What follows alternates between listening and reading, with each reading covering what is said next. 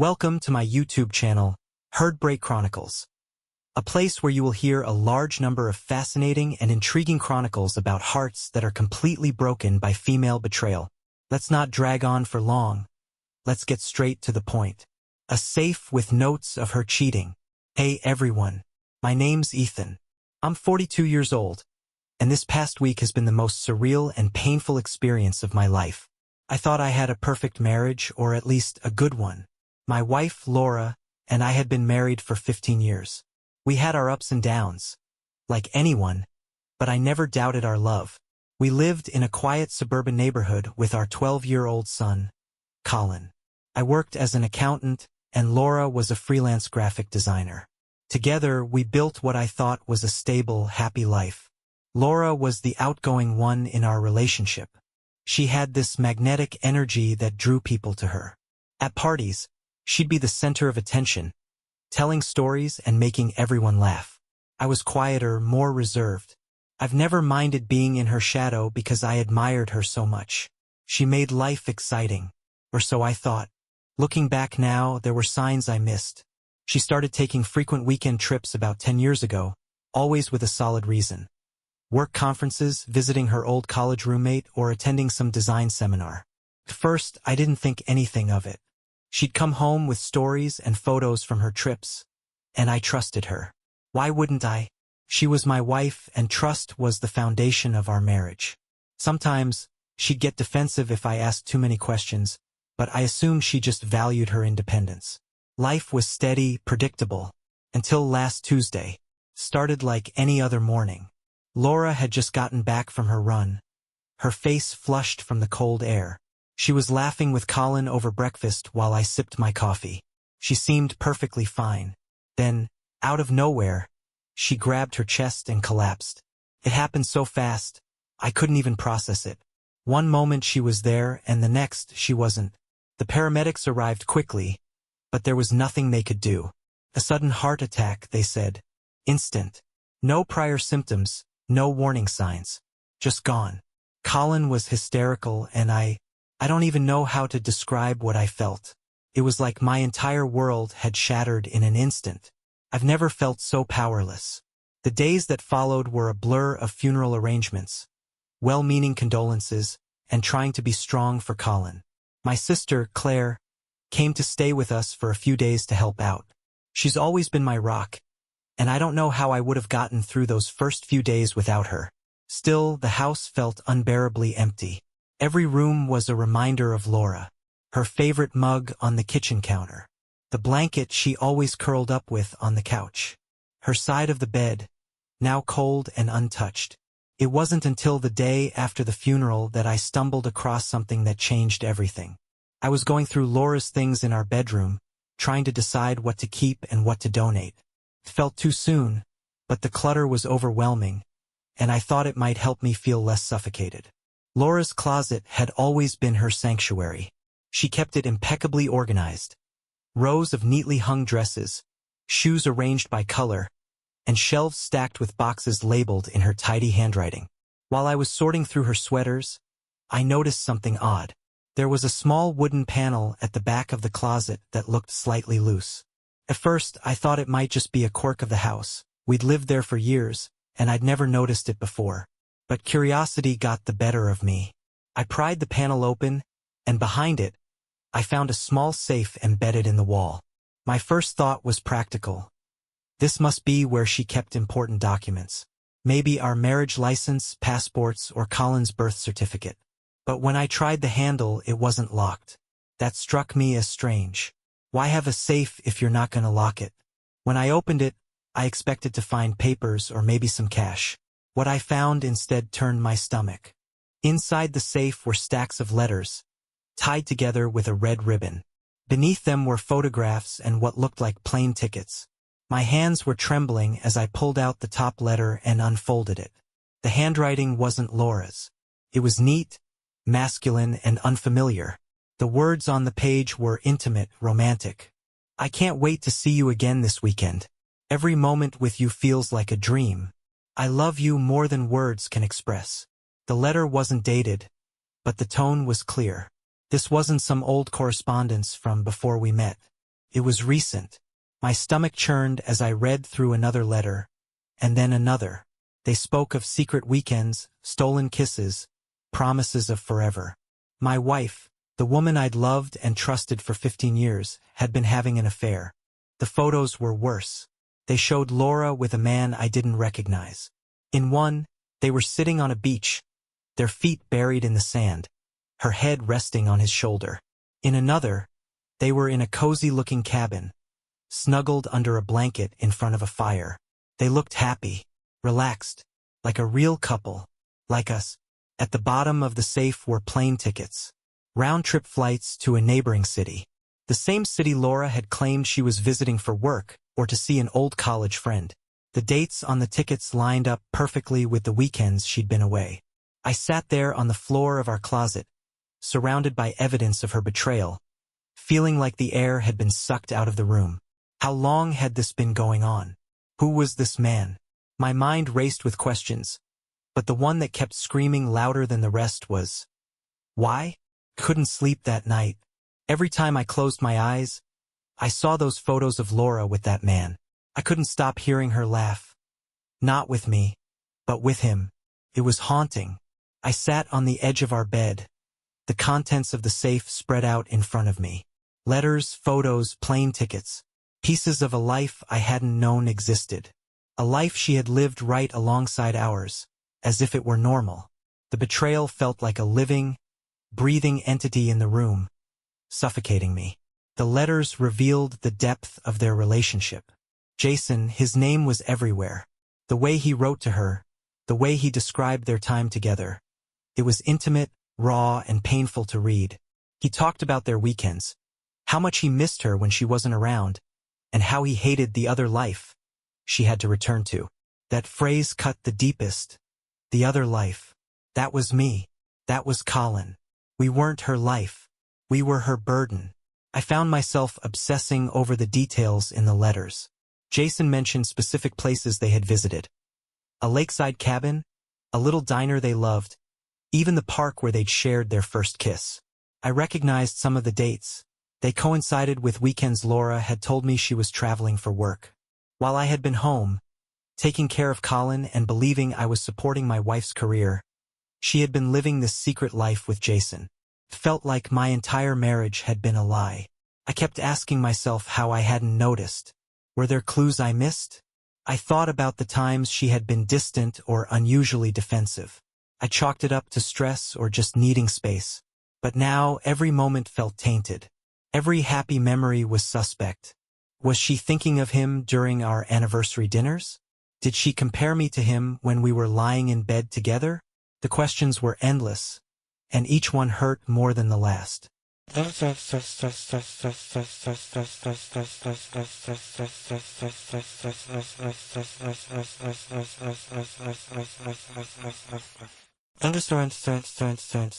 As the sun rose, I made a decision. I needed to find Jason. I needed to see him, to hear the truth from his own mouth. Maybe it was a masochistic need to confront the pain head-on, or maybe I just needed closure. Either way, I couldn't let it go. I started with the photos. In one of them, Jason was wearing a baseball cap with a company logo on it. The logo was partially obscured, but I could make out enough to search for it online. After a few minutes of digging, I found a match. It was the logo for a small landscaping business in a neighboring town. My heart pounded as I clicked on the company's website. And there he was. His face stared back at me from the About Us page. Jason. Smiling, confident, older but still recognizable. My stomach twisted. I knew that face. He wasn't just some random guy. He was my half-brother. We hadn't spoken in over 20 years. Our dad had been a complicated man, juggling two families with varying degrees of success. Jason and I had always been civil as kids, but when our parents' marriage fell apart, so did any connection we had. He'd moved to another city, and we'd lost touch. Until now, the realization hit me like a freight train. Not only had Laura betrayed me, but she'd done so with someone who shared my blood, someone I'd grown up with. It was a double betrayal, and it felt like too much to process. Memories of childhood birthdays, family vacations, and little league games flooded my mind. How could he have done this? How could she?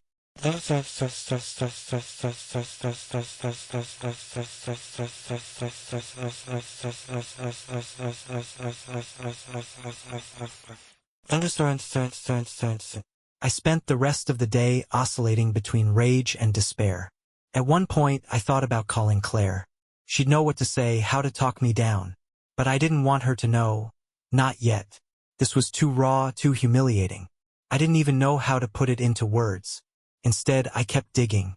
I looked up everything I could about Jason's life. His business seemed successful and he was active on social media. I found photos of him at company events, smiling with employees, shaking hands with clients. But what really got to me were the personal photos. There were pictures of him hiking, fishing, and even traveling. Some of the locations looked familiar, the same places mentioned in the letters. And then there were the captions, "Can't wait to come back here. Best weekend ever." Knowing that Laura had been with him on those trips made my blood boil. As night fell, I knew I couldn't avoid it any longer. I had to confront him. I didn't know what I was going to say or how I was going to keep my emotions in check. But I didn't care. I needed the truth. I needed to look him in the eye and hear him explain how he could do this to me. The drive to his town was nerve-wracking. I rehearsed different scenarios in my head, imagining what he might say and how I would respond. Would he deny it? Would he apologize? Would he try to justify it?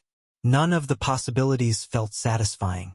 The only thing I knew for sure was that I couldn't leave without answers. When I pulled up to his house, my hands were shaking. It was a modest place with a neatly trimmed lawn and a truck parked in the driveway. I sat in my car for what felt like an eternity, trying to summon the courage to get out. My heart was racing, and my palms were sweaty. This was it. The moment I'd been dreading and anticipating in equal measure. I finally forced myself to move. I walked up to the door and rang the bell. For a moment, there was silence, and I thought maybe he wasn't home. But then I heard footsteps. The door opened, and there he was. Jason. Older, grayer, but still unmistakably the boy I'd grown up with. His expression shifted from confusion to surprise to something that looked like guilt. "Ethan?" he said, his voice hesitant. "What are you doing here?" I didn't answer right away. I was too busy studying his face, looking for any sign of remorse. Finally, I held up one of the photos I'd brought with me. "We need to talk," I said. His eyes widened as he glanced at the photo. For a moment, he didn't say anything. Then he stepped aside and gestured for me to come in.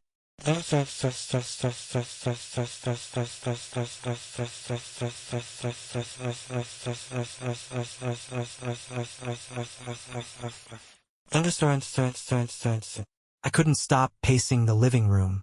The house felt colder than ever now, empty, haunted by memories of Laura.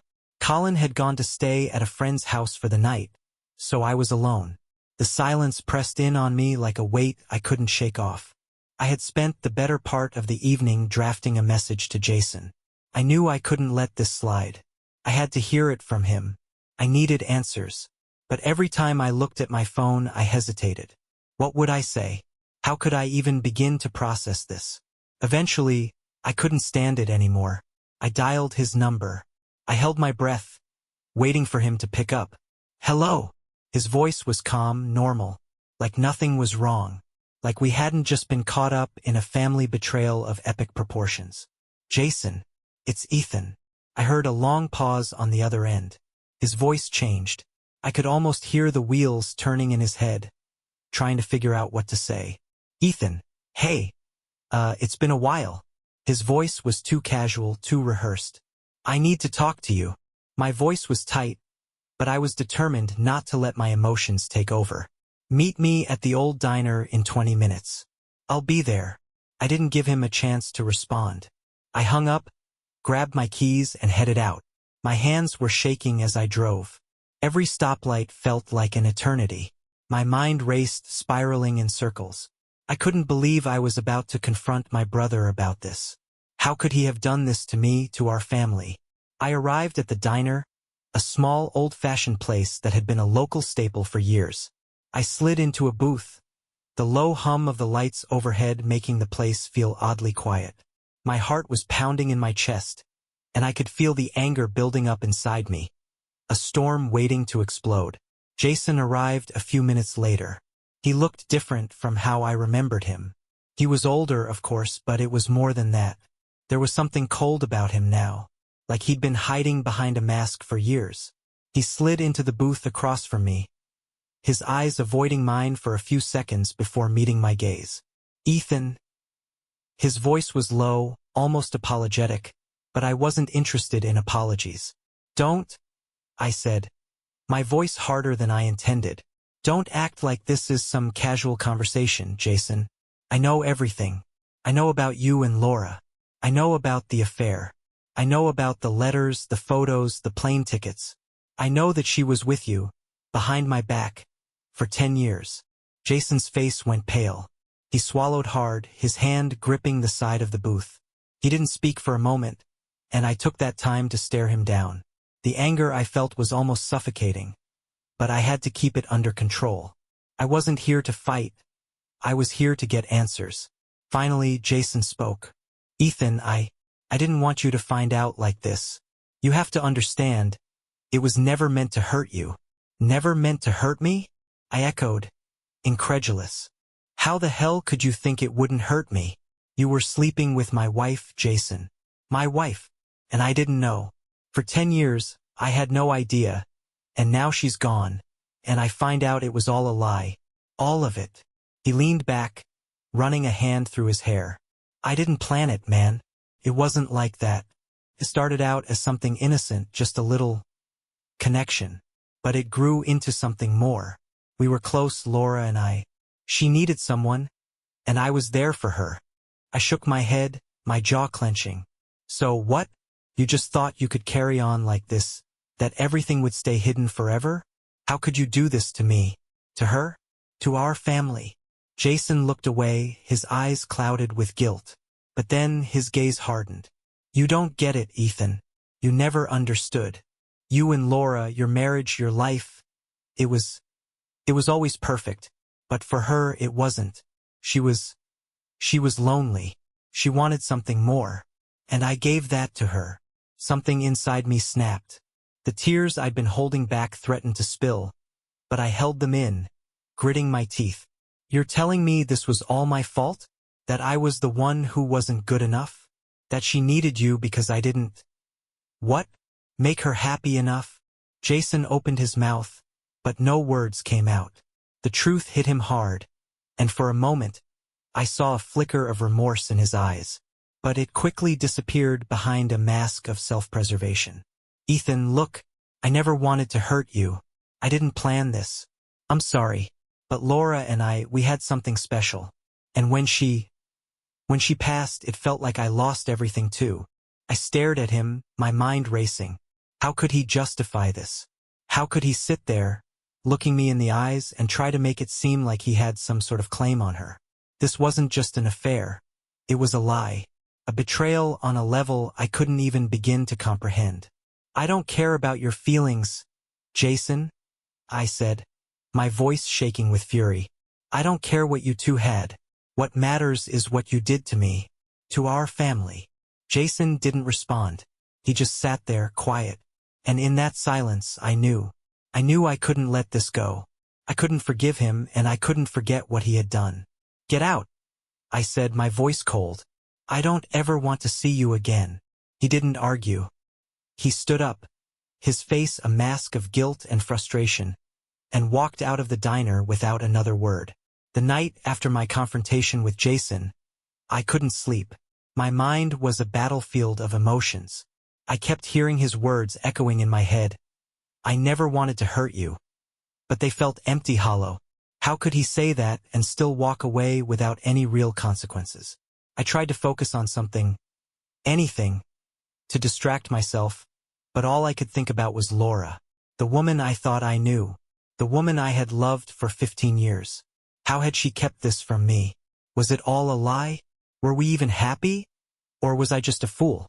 Colin came home the next day, looking tired from his sleepover but still full of energy, his smile like a beacon of innocence in a sea of confusion and heartbreak. I forced a smile for him, but inside, I felt like I was drowning. How do you explain to your child that everything he thought he knew about his mother and father was a lie?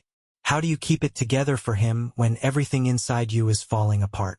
I hadn't spoken to Jason since the diner. Part of me wanted to reach out and demand more answers, but another part of me knew there was no point. He had already justified his actions to himself, and anything I said now would just be more of the same. I didn't need his excuses. What I needed was closure, and that was something only I could give myself. Claire, my sister, had been incredibly supportive throughout this whole ordeal. She'd known about the tension between Laura and me over the years, how I'd been too busy with work, how Laura had seemed distant sometimes, but she had no idea about the affair. When I told her about Jason, she was just as shocked as I had been. I could tell she was struggling to find the right words.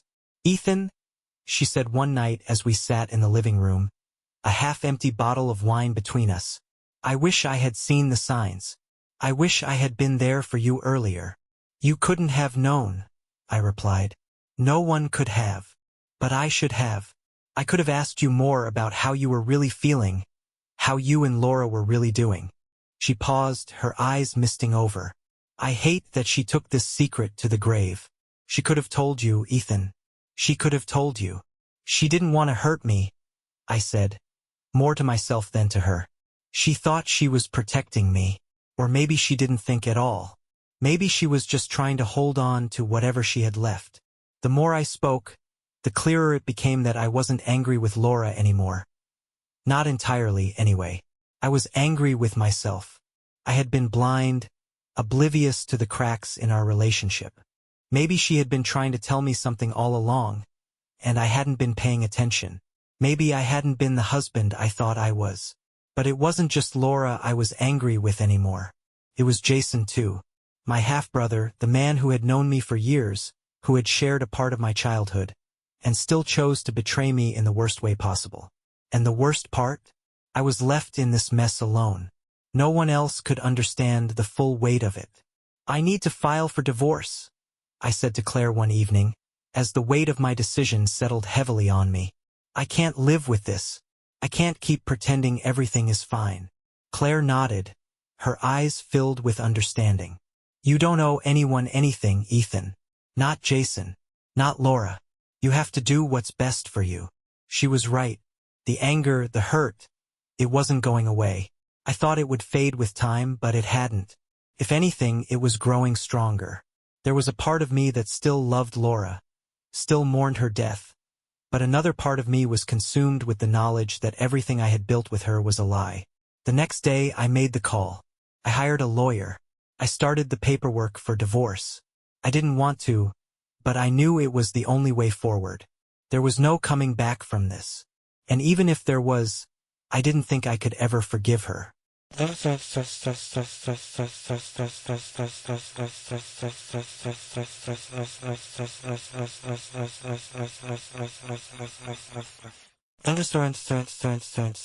Part 6. Decision and Resolution. The divorce process was brutal. The legal back and forth, the paperwork, the way the entire world seemed to view me differently because of one mistake made by the person I trusted most. I hated it all, but it felt necessary. There was no way I could live with the weight of the betrayal. I needed a clean break. Jason didn't make it easy. I didn't hear from him for a few weeks after our confrontation, but one day, I got a call from his number. I was ready to ignore it, but something told me I needed to answer. "Ethan, listen, Save it, Jason," I interrupted. "I've had enough of your excuses. This is over. I didn't want to hurt you. I never wanted to destroy your family," Jason said, his voice barely above a whisper. "You have to understand, Laura and we had something real. I don't care. You've already destroyed everything," I replied, my voice shaking with the anger I had been holding back for weeks. "I'm done with you." That was the last time I ever spoke to Jason. And honestly, I didn't feel relieved. I didn't feel like I had one. But I knew I was making the right choice. No matter how much it hurt, no matter how much it tore me apart inside, I had to sever ties with both of them. I couldn't keep living in the past, caught in the web of their lies. As for Colin, he took it harder than I expected. But slowly, he began to understand that it wasn't his fault. It wasn't anyone's fault except mine for not seeing the signs. But I would be there for him. I would do everything I could to make sure he grew up with love and stability, even if that meant doing it alone. As for me, I had learned a lot through this experience. Mostly, I learned that love can blind you to the truth, and sometimes the person you think you know best can be the one who hurts you the most. But I also learned that you have to take control of your own life. You have to make the hard decisions and move forward, even when it feels impossible. I don't know what the future holds. I don't know if I'll ever be able to forgive Jason. But I know one thing. I'm done letting the past define me. It's time to rebuild. And I'm starting with myself. Thank you very much for listening to this story to the end. I hope you liked. We work for you, looking for and telling you the most effective stories about women's betrayal, shocking intrigue, interweaving the plot and unexpected reactions of angry men. Save us, put likes, write comments, and, of course, subscribe to the channel to not miss any story.